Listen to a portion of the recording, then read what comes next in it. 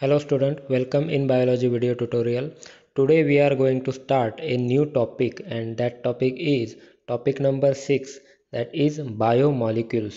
Bio means biological म्हणजेच सजीव and molecules म्हणजे सजीवांमध्ये असणारे काही molecules.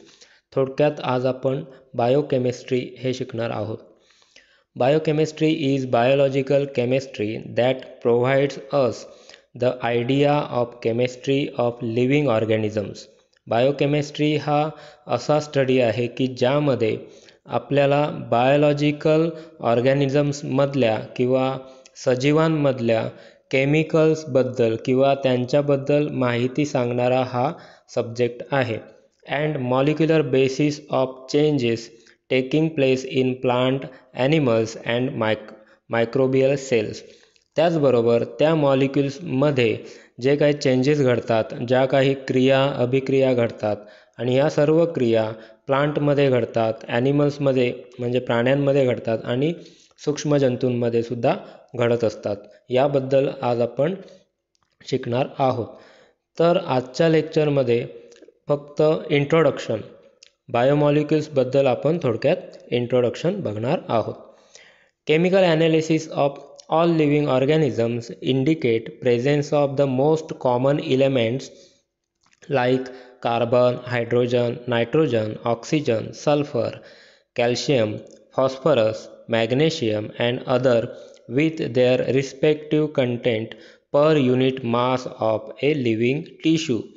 थोडक्यात आपण असं म्हणू शकतो की कोणताही सजीव जर आपण कन्सिडर केला तर त्या सजीवांमध्ये कोणते कोणते केमिकल्स उपस्थित आहेत याचा जर स्टडी केला तर प्रत्येक केमिकल्स काही ना काही प्रमाणात आपल्याला त्यांच्यामध्ये आढळून येतील. त्यामध्ये मेजरली आढळणारे केमिकल्स कोणते कोणते आहेत तर ऑक्सिजन आहे, कार्बन आहे, हायड्रोजन आहे, नायट्रोजन आहे, कॅल्शियम आहे, फॉस्फरस आहेत. हे घटक त्यामध्ये आढळून येतात.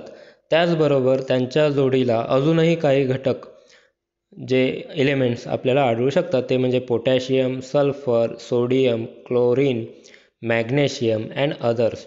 या सर्व घटकांपासून त्यांचं शरीर बनलेलं असतं. या सर्व एलिमेंट्सपासून सेलमधल्या सगळ्या स्ट्रक्चर्स बनलेल्या आहेत, सेलमधले सगळे केमिकल्स बनलेले आहेत. थोडक्यात हे सर्व केमिकल्स आज आपण इथे स्टडी करणार आहोत. आता हे केमिकल्स कोणत्या स्वरूपात आपल्याला आढळू शकतात ते म्हणजे कोणते तर chemically all living organisms have basic 3 types of macromolecules. Chemically analysis जर आपण केलं तर सगळे जे सजीव आहेत या सजीवांमध्ये काही मॅक्रो मॉलिक्युल्स मिळतात. मॅक्रो मीन्स लार्ज, मोठे मॉलिक्युल्स आढळतात आणि हे मोठे मॉलिक्युल्स साधारणपणे 3 टाईपचे असतात. पहिला टाईप आहे the polysaccharide which is also called as carbohydrate. Carbohydrate means what? Carbon, hydrogen and oxygen या 3 एलिमेंटपासून तयार झालेले पदार्थ म्हणजे कार्बोहायड्रेट्स, ज्यांच्यामध्ये कार्बन, हायड्रोजन आणि ऑक्सिजन असतो असे. दुसरा टाईप आहे पॉलिपेप्टाइड मीन्स प्रोटीन्स. ज्या पदार्थांमध्ये प्रोटीन्सची मात्रा असते हे प्रोटीन सर्व पॉलिपेप्टाइडपासून बनलेलं आहे. कोणताही प्रोटीन जर बघितला तर तो प्रोटीन अमिनो ॲसिडच्या पॉलिपेप्टाइड चेनपासून बनलेला असतो आणि हे जे अमिनो ॲसिड्स आहेत, थोडक्यात ही एक चेन काढून तुम्हाला दाखवतो.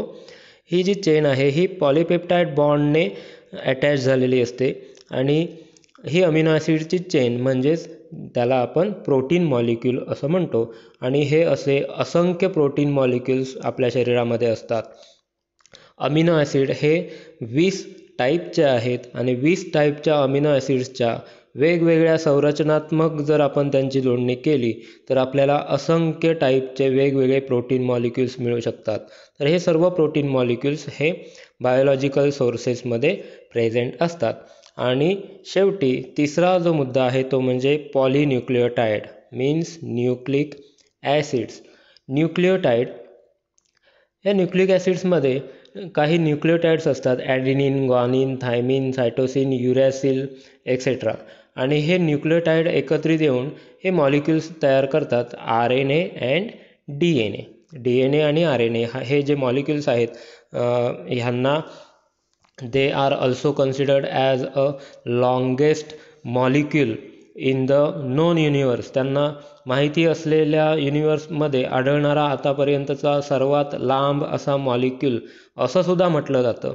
म्हणजे एवढे हे मोठे मॉलिक्युल्स आहेत की जे लांब एका चेनप्रमाणे आहेत. तर डबल हेलिक्स असलेला जो मॉलिक्यूल आहे त्याला आपण DNA म्हणतो आणि जो सिंगल स्ट्रँडचा आहे त्याला आपण RNA म्हणतो. थोडक्यात आपण या सर्व केमिकल्सचे सर्व घटकांची आपण वर्गवारी जाणून घेऊया. अजून एक घटक आहे तो म्हणजे lipids. Lipids are water insoluble and small molecular weight components as compared to the macro elements or macro molecules. Macro molecules म्हणजे जे आकाराने मोठे होते, मॉलिक्युलर वेट त्यांचा जास्त होता असे मॅक्रो मॉलिक्युल होते. परंतु इथे हा जो प्रकार आहे लिपिड्स हे वॉटर इनसोल्युबल, थोडक्यात ज्यांमध्ये तेलकट पदार्थ आहेत, फॅट आहे किंवा ग्लिसेरॉल आहे, असे पदार्थ जे आहेत हे सर्व लिपिड्सपासून बनलेले असतात. All biomolecules can be classified into some groups. हे जे बायोमॉलिक्युल्स आहेत जे आपल्या शरीरामध्ये आढळतात हे सर्व बायोमॉलिक्युल्स आपण काही ग्रुपमध्ये त्यांचं वर्गीकरण करू शकतो. They are majorly classified into organic and inorganic biomolecules. At first we will see the organic molecule. यांचे दोन भागात विभाजन केलेले आहेत, ऑर्गॅनिक मॉलिक्यूल आणि इनऑर्गॅनिक. ऑर्गॅनिक मॉलिक्यूल म्हणजे फक्त कार्बन, हायड्रोजन, ऑक्सिजन यांचा मेजरली उपयोग करून किंवा हे कंटेंट जास्त असणारे मॉलिक्युल्स त्यांना काय म्हणायचं, ऑर्गॅनिक मॉलिक्युल्स. आणि फक्त इलेमेंट्स जे आहेत त्यांना काय म्हणायचं, इनऑर्गॅनिक मॉलिक्युल्स. आता ऑर्गॅनिक मॉलिक्युल्स आपण थोडक्यात आधी बघूया. Macro molecules and micro molecules, these are further divided into macro means larger, micro means smaller. मोठे मॉलिक्युल्स आणि छोटे मॉलिक्युल्स असं त्यांचं विभाजन केलेलं आहे. सुरुवातीला मॅक्रो मॉलिक्युल्समध्ये आपण बघूया polysaccharide means sugar molecule and they are simple sugar. All polysaccharides are simple sugar. After that polypeptide. आताच आपण जे शिकलो की पॉलिपेप्टाइड बॉन्ड प्रोटीनची असते, ही प्रोटीन मॉलिक्युल्स हे सर्व अमिनो ॲसिड्सने बनलेले असतात. तर हा दुसरा प्रकार झाला पॉलिपेप्टाइड. अँड पॉलिन्यूक्लियोटाइड म्हणजेच काय, तर DNA, RNA हे जे आहेत हे न्यूक्लियोटाइडने बनलेले आहेत. तर हा झाला पहिला प्रकार ज्याला आपण मॅक्रो मॉलिक्युल्स असं म्हणतो. दुसरा प्रकार आपण बघूया मायक्रो मॉलिक्युल्स. मायक्रो मॉलिक्युल्सचे दोन टाईप आहेत, लिपिड्स आणि secondary metabolites. At first we will see the lipids. Lipids are further divided into fatty acid and glycerol. Fatty acids are also of two types, saturated and unsaturated fatty acids. So this is about the lipid. In case of secondary metabolite, various plants and animals, they shows these type of molecules, and that are alkaloid, phenolics, then terpenoids, essential oil, toxins and lectins. So these are the secondary metabolites. हे सुद्धा काही ट्रेसमध्ये प्रत्येक animals आणि प्रत्येक living ऑर्गॅनिझममध्ये present असू शकतात. Then the major group that is of biomolecule that is inorganic biomolecules. Let's see what are the inorganic molecule. They are further divided into 3 categories that are prime element. Prime element म्हणजे असे element की ज्यांच्यापासून organic कंपाऊंडसुद्धा बनतात, असे prime element. ज्यांचं composition सगळ्यात जास्त असतं त्यांना आपण प्राईम एलिमेंट असं म्हटलं जातं. त्यानंतर त्याच्या खालोखाल ज्यांचं प्रमाण अस्तित्व ज्यांचं असतं त्यांना मॅक्रो एलिमेंट्स असं म्हणायचं. आणि ट्रेस एलिमेंट म्हणजे काय, असे एलिमेंट की जे खूपच क्वचित प्रमाणात आढळतात, खूपच कमी प्रमाणात आढळतात, त्यांना ट्रेस एलिमेंट असं म्हणायचं. सुरुवात करूया आपण prime elements. Prime elements are nothing but carbon, hydrogen and oxygen. They are present in air और water etcetera. Then macro elements are nitrogen, phosphorus, potassium, calcium, magnesium, sulfur. हे सगळे काय आहेत मॅक्रो एलिमेंट्स आहेत.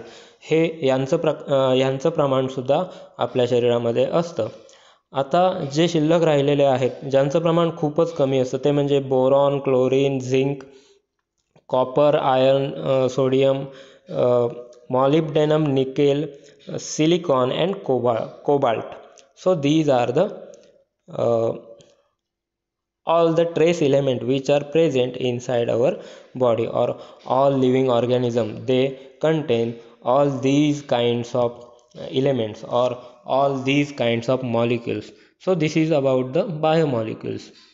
तर आज आपण हे शिकलेले आहोत की बायोमॉलिक्युल्स हे काय आहेत, त्यांचं वर्गीकरण कसं केलेलं आहे आणि त्या वर्गीकरणामध्ये अजून काही डिटेल्स आहेत हे आपण नेक्स्ट लेक्चरपासून शिकणारच आहोत. थँक्यू.